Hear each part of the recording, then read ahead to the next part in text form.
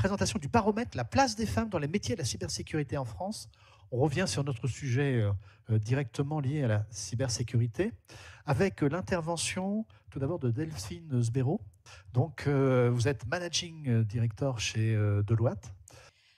Imad El Baraka, qui est l'associé responsable, ouais, qui est responsable de la practice cyber-risque chez Deloitte France et Afrique francophone, m'a demandé d'introduire cette future présentation qui présente les résultats de l'enquête sur la place des femmes dans le monde de cyber.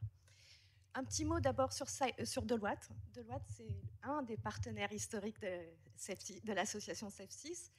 Et les équipes qu'on a ici, Women in Cyber, travaillent depuis 2017 avec l'association et font tout leur possible pour œuvrer pour la sensibilisation et des actions concrètes pour une meilleure place des femmes dans la cyber. Pour ma part, je suis Managing Director, comme ça a été gentiment introduit. Ça fait 22 ans que je travaille dans la cybersécurité. Et je voulais juste partager une petite anecdote personnelle pour faire le lien avec cette enquête. Petite anecdote personnelle que je n'ai pas vraiment partagée avant. C'était comment je suis arrivée dans la cybersécurité. En fait, en réalité, c'est un petit coup de pouce du destin. 15 jours avant mon stage de fin d'études en informatique.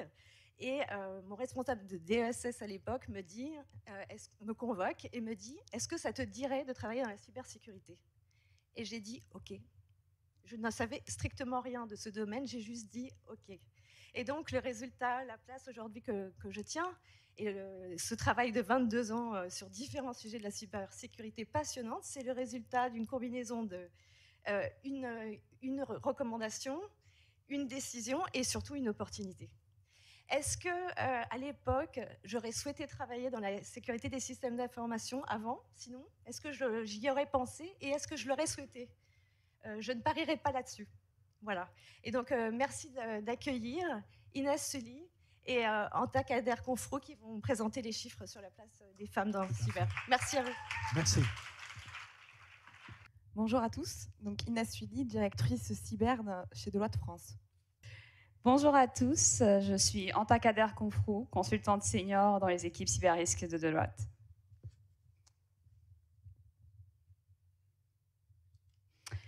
Fait-on de réels progrès dans la course vers la parité homme-femme dans le monde de l'entreprise? La donnée laisse penser qu'aujourd'hui, même si nous avons fait des progrès sur les 10 dernières années, nous n'y sommes pas encore. Et aujourd'hui, plus précisément, nous allons vous présenter les résultats d'une étude qui a été menée par un groupe de travail en partenariat avec le CEF6 et Deloitte pour mesurer la place de la femme dans les métiers de la cybersécurité. Aujourd'hui, nous sommes rapprochés des DRH de nos clients, de nos partenaires, pour étudier la place de la femme dans les métiers de la cybersécurité. Nous avons récolté plus d'une 50aine de témoignages et nous avons couvert plus de 200 000 acteurs de la cybersécurité. Et ce sondage a pour périmètre la France, car aujourd'hui, très peu d'études chiffrées sont disponibles et permettent d'avoir des données réelles sur cette problématique. Et d'autant plus que la France, comme l'avait évoqué notre interlocutrice précédente, a adopté une loi en 2021 pour promouvoir une égalité professionnelle et économique réelle via des quotas.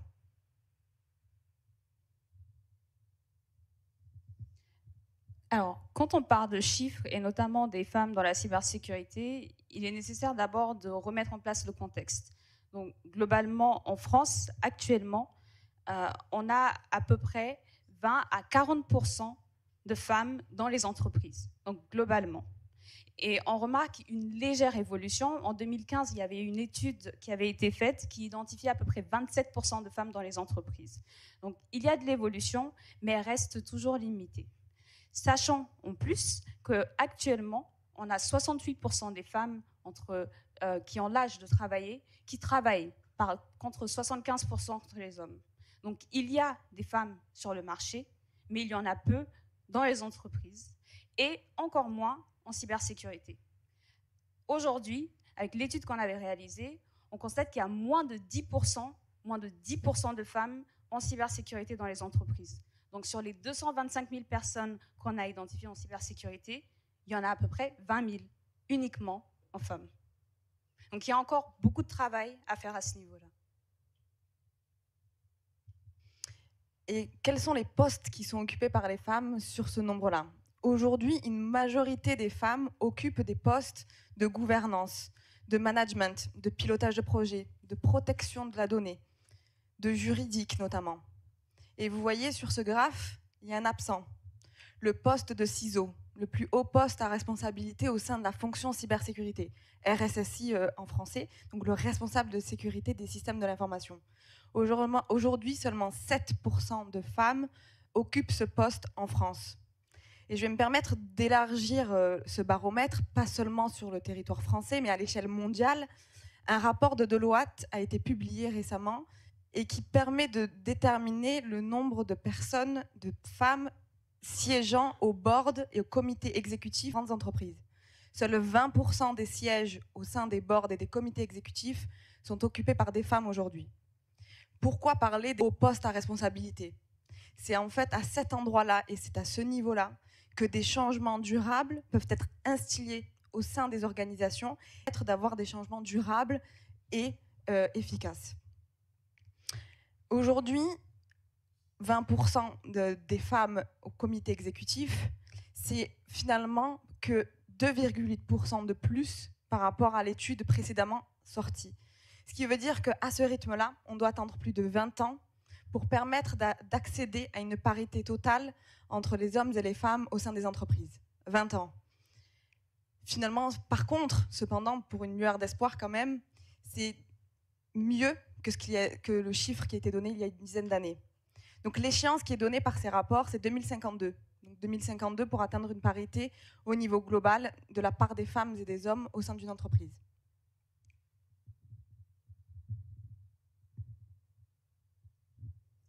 Et la résultante de ces différents postes qui sont occupés par les femmes, c'est le salaire. Si on regarde globalement en France, en moyenne, les femmes ont 22% moins de revenus que les hommes.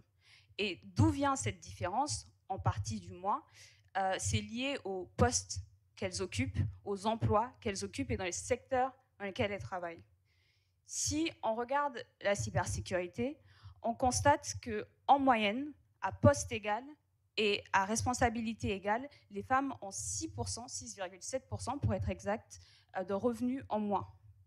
Et on constate également que seulement 2% de ces femmes ont plus de 75 000 € par an. Et donc ça fait encore une fois le lien avec ce que Inès disait juste à présent, c'est sur les femmes qui sont dans des postes qui sont haut placés. Il y a encore du travail.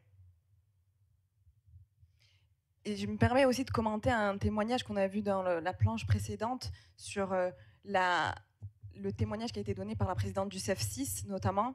Donc on parle des postes, mais aussi de la légitimité de la femme au sein de ces postes-là. Aujourd'hui, son témoignage a fait écho, il fait peut-être écho à vos expériences personnelles. Et si ce témoignage fait écho aujourd'hui, c'est qu'une journée telle que celle-ci est nécessaire, que nos efforts et notre combat quotidien sont nécessaires. Merci Inès. Et si on va encore plus loin, parce que quand on parle de femmes dans la cybersécurité, on parle aussi de formation. On n'arrive pas là par hasard, on arrive là en ayant été formé dans ce domaine-là. Et si on regarde d'un point de vue études en ingénierie, on est toujours en 2020, pour les inscriptions entre 2020 et 2021, on est à 71% d'hommes. Donc toujours peu d'évolution à ce niveau-là. Et quand on regarde, pourtant, globalement, les femmes sont souvent beaucoup plus diplômées que les hommes. On va trouver 53% de femmes qui ont des diplômes ingénieurs ou plus, tandis que pour les hommes, on est à 46%. Pourtant, on ne nous retrouve pas dans nos domaines. On ne nous retrouve pas dans les domaines informatiques, on ne nous retrouve pas dans les domaines numériques, et on nous retrouve encore moins en cybersécurité. Ensuite, on remarque aussi que dans les entreprises, où globalement, les personnes qui viennent en cybersécurité ne viennent pas forcément de formation en cybersécurité. Donc, il y a des travails d'évolution de carrière qui se fait également. Il y a des formations certifiantes, il y a de la reconversion qui se fait.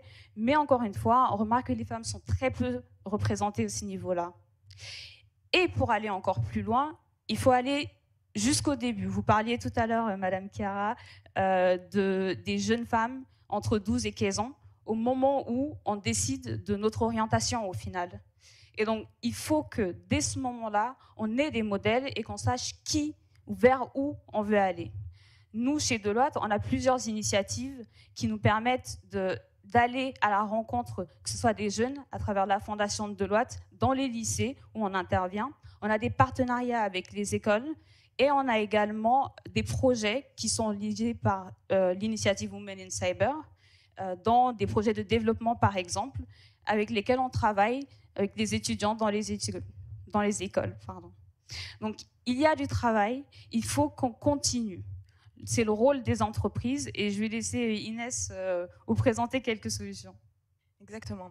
Et l'exemple cité par Anta est très important. Quand on accompagne des lycéens, des lycéennes et même des masters d'écoles d'ingénieurs et de management, on les accompagne de bout en bout et on voit encore aujourd'hui dans les promotions d'écoles d'ingénieurs, qui sont quand même une des sources principales de recrutement des équipes cyber, la représentation dans les écoles d'ingénieurs qui n'atteint pas une parité finalement et qui se ressent derrière dans le monde de l'entreprise. Donc aujourd'hui, c'est pour ça que l'on acte au sein de Deloitte pour aller dès la source. On essaye de commencer par le lycée, mais comme vous l'avez dit précédemment, je pense qu'il faut y aller encore plus tôt. Et si je peux me permettre, Inès, juste un chiffre en plus, alors pas un chiffre, mais une information, c'est qu'on remarque que sur les mêmes postes, les turnovers pour les femmes est beaucoup plus bas que pour les hommes. Et pourtant, elles sont moins promues dans les entreprises que les hommes. À ce niveau-là également, il faut voir comment, dans les entreprises, au sein des entreprises, on donne la place et les éléments nécessaires aux femmes d'évoluer dans les métiers de la cybersécurité. Avec l'ensemble de ces chiffres, on se demande comment aller plus loin, quelles sont les actions que nous devons mener. Et je vais paraphraser une leader de Deloitte dans le secteur IT qui a utilisé la loi de Metcalfe qui explicite les réseaux au sein des systèmes d'information et le pouvoir d'un réseau. Finalement, un réseau, plus il est puissant, plus il y a d'utilisateurs qui l'utilisent, plus il est puissant, plus sa valeur est exponentielle. Chacun et chacune d'entre nous, nous sommes des nœuds de ce réseau. Nous devons créer des connexions, utiliser ces connexions, fêter les victoires des nœuds de chacun de ces réseaux, et ces nœuds-là fêteront vos victoires. Donc ce n'est pas seulement créer un réseau, mais c'est aussi partager, diffuser les réussites et les engagements de vos collaborateurs et des personnes qui travaillent avec vous, qu'ils soient masculins ou féminins. Prendre des risques, prendre la parole.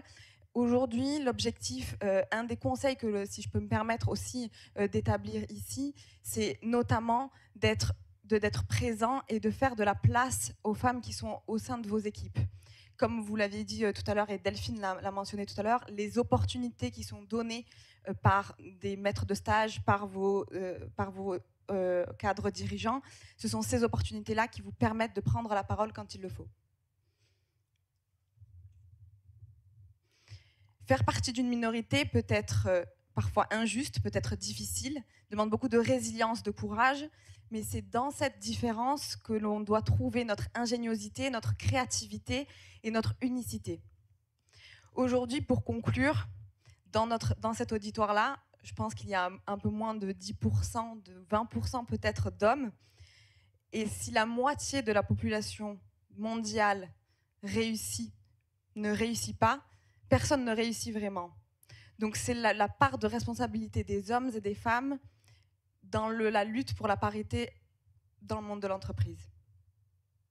Et comme le disait Michelle Obama, qui le dit bien mieux que moi, elle disait « En tant que femmes, nous devons nous lever pour nous-mêmes. En tant que femmes, nous devons nous lever les unes pour les autres. » Donc c'est ainsi que je conclus. Faisons de la place, prenons de la place et écrivons l'histoire ensemble.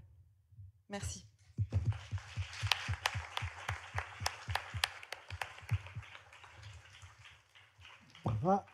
Bravo, c'est un très bel exercice. Merci. Si je peux me permettre juste un dernier élément, on vous l'a mis sur la slide. Comme on dit, sans mesurer, on ne peut pas améliorer. Donc, s'il vous plaît, l'objectif pour nous, c'est d'avoir encore plus de chiffres, avoir plus d'éléments qui va nous permettre d'évoluer. Et donc, dans l'année à venir, on voudrait continuer cette étude et on espère pouvoir compter sur vous et sur vos réponses. Merci beaucoup. Merci. L'étude sera disponible Oui, important de le rappeler. Oui, l'étude sera disponible, bien sûr. Et on lance, les filles, on lance l'étude, le nouveau baromètre en 2023. Exactement. J'aimerais bien que vous lancez l'appel, mais plus fort. Ça marche. D'accord. L'appel aux entreprises, surtout pour nous répondre, parce que j'ose quand même dire qu'on a eu du mal à avoir des retours. Il fallait relancer. Ouais. On a désespéré, puis on a continué quand même jusqu'au bout pour avoir ces résultats. Là, ça va partir, je pense. Tu as une sacrée équipe, là. Elles vont y travailler. Ne t'inquiète pas. Merci beaucoup. Merci.